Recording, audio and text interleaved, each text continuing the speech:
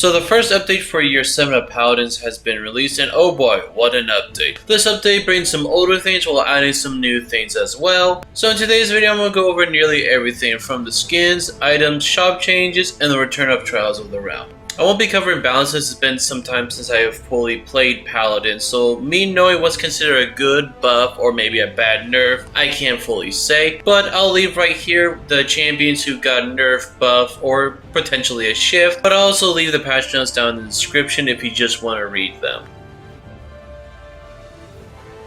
So for the skins, I think they mostly look great. I'm glad one of my favorite supports, Grover, finally got a skin after nearly 4 years, and while I wouldn't say it's a skin I'm super hyped for, I think it's still overall a pretty good skin, but it suffers from new skins in general for Paladin since most of the time the textures at least are a little bit lesser quality. Especially if compared to his last skin in 2020, it really definitely shows. But I understand the Paladin team is a small team and they're gonna have to cut some corners to keep this game's content going.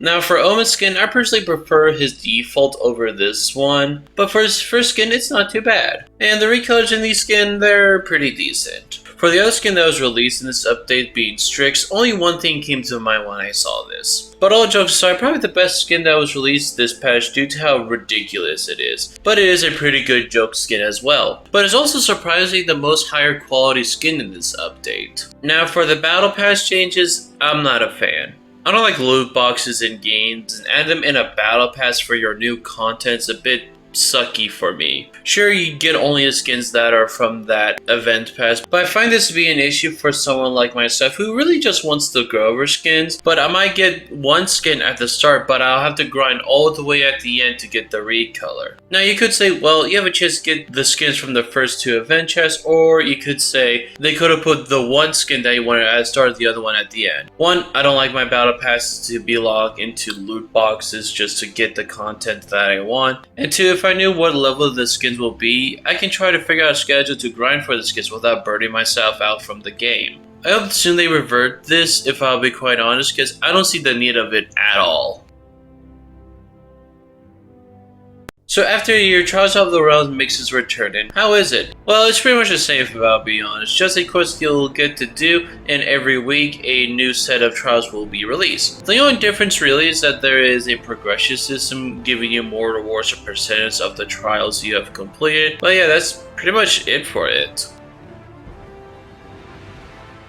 Now for the huge changes, that being the item shop. By adding some new items while removing some, but our total amount of items we have now is 20. The items that have been removed are Haven, Illuminate, Resilience, and Kill to Heal. The new items are Arcane Warding, which reduces damage taken from abilities starting at 12%. Armor Plating reduces damage taken from weapons starting at 8%. Bloodbath heals you an ally with Elimination starting at 300 HP. Horde, which gives you 10 credits starting at for every 15 seconds, and you gain 5 credits when gaining a kill. Meditation heals you starting at 2.5% of your max HP every 0.25 seconds. Sentinel reduces slows, knockups, and knockbacks starting at 25%, but you also gain a shield starting at 500 health and can be stacked up to 3 times. Trigger Sim, which increases your damage starting at 5% every 5 seconds after getting elimination. And finally, Unbound reduces all duration of CCs except for slows, knockups, or knockbacks starting at 25%. Out of all the new items, Trigger Sim and Bloodbath are definitely the most powerful in my opinion. Having the ability to increase your damage is strong, and for it lasting for 5 seconds is a lot.